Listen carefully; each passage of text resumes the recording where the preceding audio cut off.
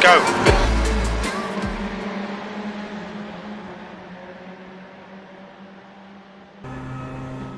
Welcome back, this is McLembo with another video of iRacing, again in the Ferrari 488 GT3, and this is a fixed race, all Ferraris with the same setup. I've managed to qualify in second place, which is really nice. It's quite an easy track, so the cars are very close together and you can race with draft. It's on this circuit. It's Watkins Glen, short version, boot version. Yeah, I think it's a fun race and good for you know, catching up with getting the iRating, also the safety rating up. You have to try to qualify as good as possible because it'll, and we're going, because it's easier to avoid collisions and to have a good result at the end, you know. But it's not that easy because you're qualifying basically on cold or on warming up tires. The car is still kind of tricky to drive, but yeah. Trying to get used to it, and I can feel how the skills are getting better. I can manage to, you know, drive faster, more consistent, and also use my brain kind of with tactics. But I will explain that during the race. It's pretty important for longer races that you don't always go full beans and full risk. Manage the risk. Still keep the tempo high, the pace high, but in a safe place. This is still with cold tires. I'm kind of behind this guy. I know he's faster than me, and maybe there's also some guys behind, but we'll see. I will check how fast somebody can close up, and then kind of say, okay, if he's faster one second more, when he's faster than 1 second per lap, then yeah, it makes sense to hold him up too long because you'll only lose your pace and other cars will catch you. So there's a car sneaking up on us. He's actually not faster, and I'm braking late, but he still goes for the inside, and I see a kind of brake, but just managed to avoid a large collision but lose time. And of course this is 2 incident points that I lose because he sent it into the inside. That was basically prone to fail. Cold tires, and somewhere where I'm already on my braking basically full, there's no chance to go inside. That was stupid, but yeah.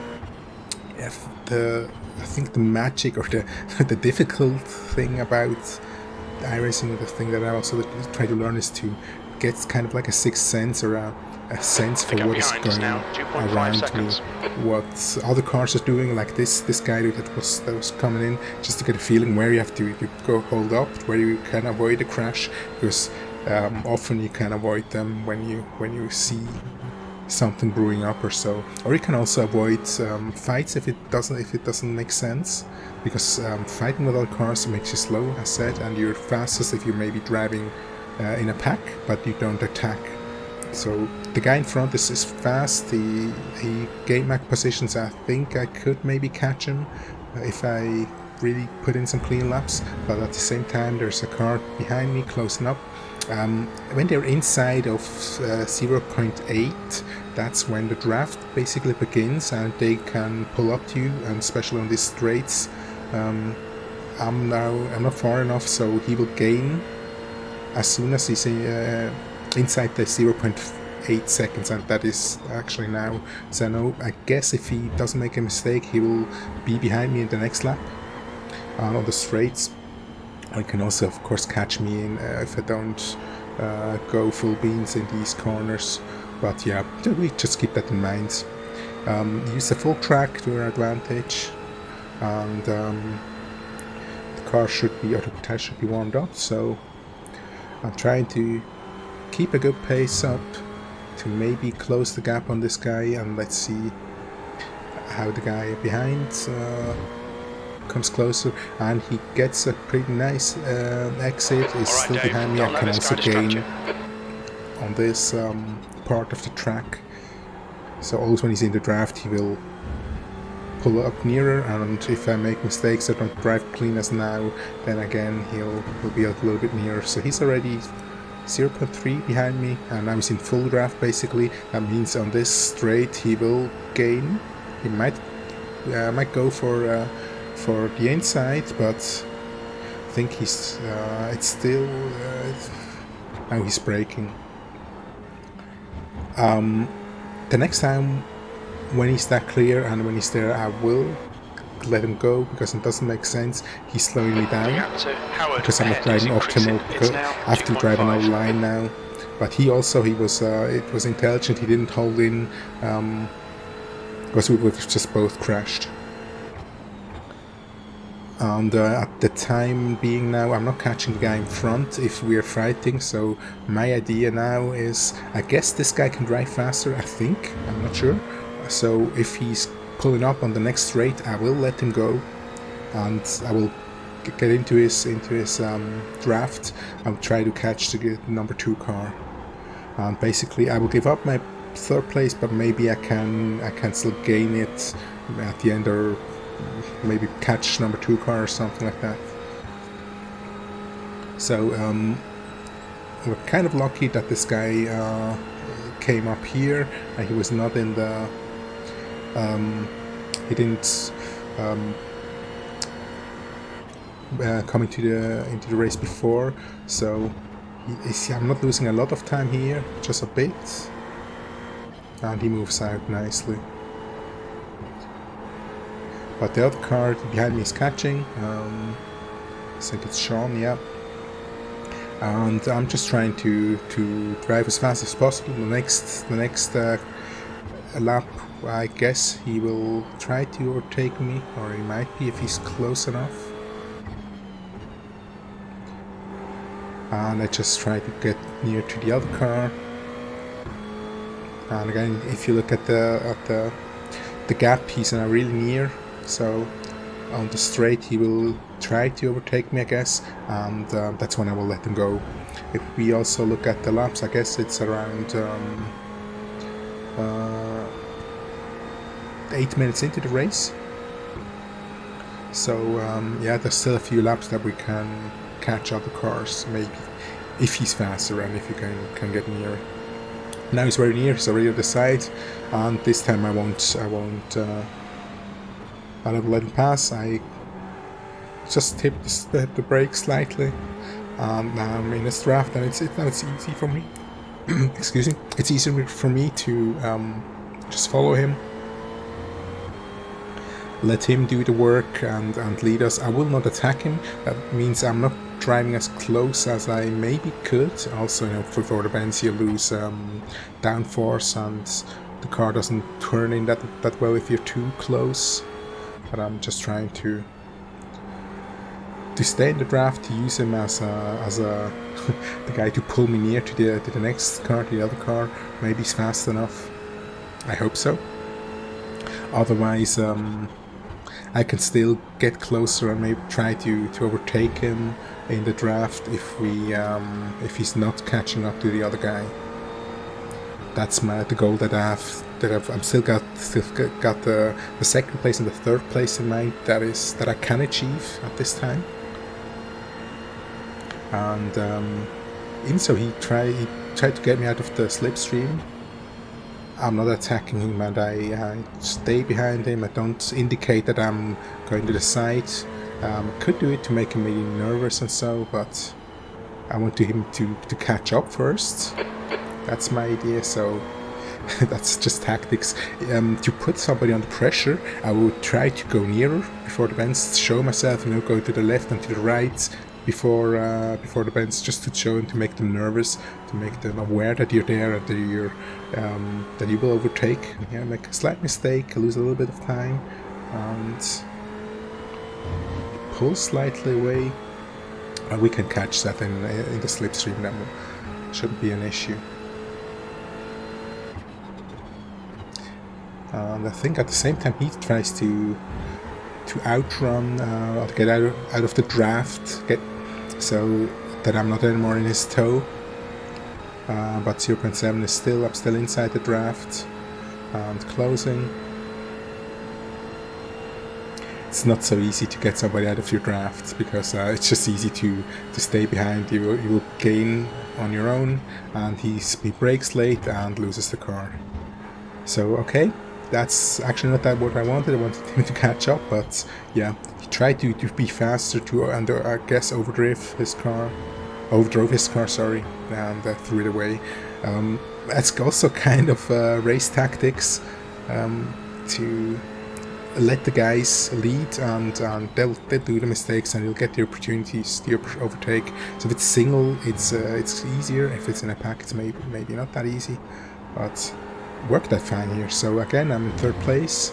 A fast car has fallen back, and I'm not sure. I don't think that I can catch up to the guy in front. I would have to drive really nice and perfect laps, and at this time I just want to secure the third place. That's a lot of iRacing points. I think I'm around 70 or so, or 65. At the same time, it's a pity that the guy at the start actually shot that gap in the bend, and that cost me 0.2. Sorry, that cost me 2 safety points. It shouldn't be a lot at the end. I will still gain, but it could be more actually. But yeah, that's just racing.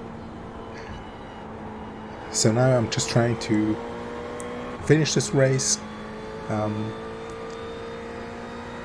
get the laps in, drive, make no mistakes, don't lose time to the following cars. The car behind me is 6 seconds basically behind. That's if you don't do any mistakes, it's no chance to catch that,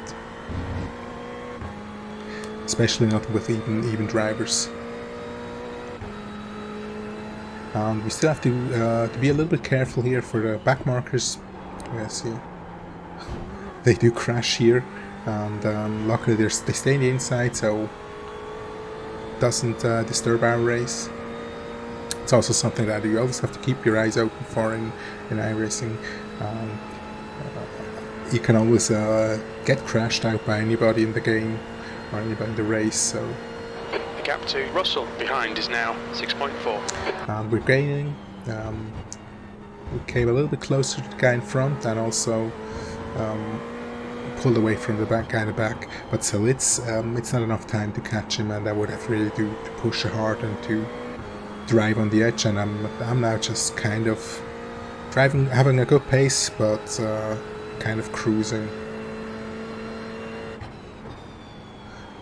on the secure side to just finish the race.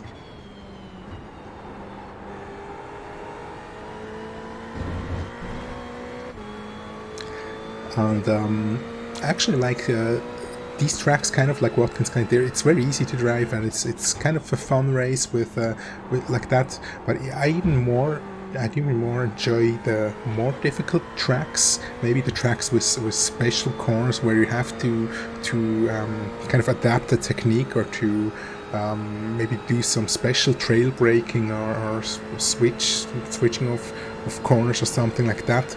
Something that is harder to learn, because it does more. It gives more separation to those drivers that do not actually practice that section especially. And it's kind of, I think it's easier for me to do good there, because if you practice these difficult parts and master them and can drive them safely, then it's a big gain for you, and you can actually punch above your skills, or your skill rating. Currently at 1.0 around before this race. Let's see. But easily you can also race guys maybe 200-300 above you if you're on tracks that are more complicated to drive, that need more practice if you put in that practice. So it's very rewarding for me, I think. That's why I really love this game, and I'm also enjoying it very much. So here, still cruising. Cruising, still pushing. I'm going full race pace, but not actually not overdriving or anything. Just going full speed and finishing the last few laps.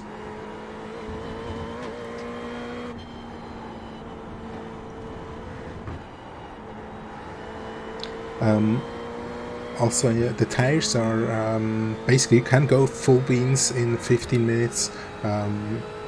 you won't actually overheat or wear them that fast. So it's an easy race. It'll be something else if it's a longer race where we have to drive a little bit more careful, also do a little bit more of tire management, or maybe also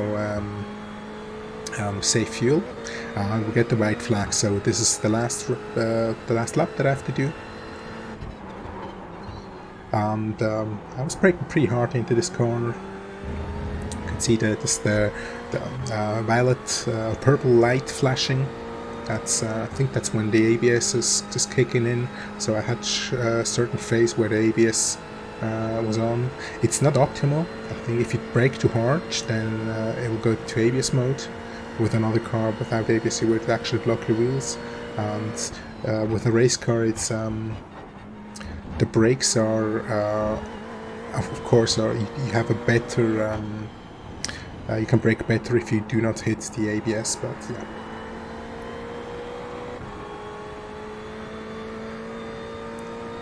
And still using the full track.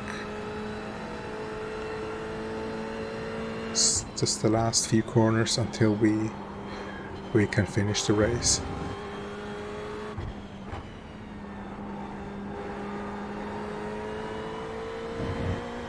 And onto the main straight, and we see the checkered flag, and that's it. That's third place. Once again in this fixed Ferrari challenge. It's really fun to drive. Love the car, love the races, close, and yeah, really enjoying it. So thank you very much for watching. Have a great day and stay safe. Bye bye.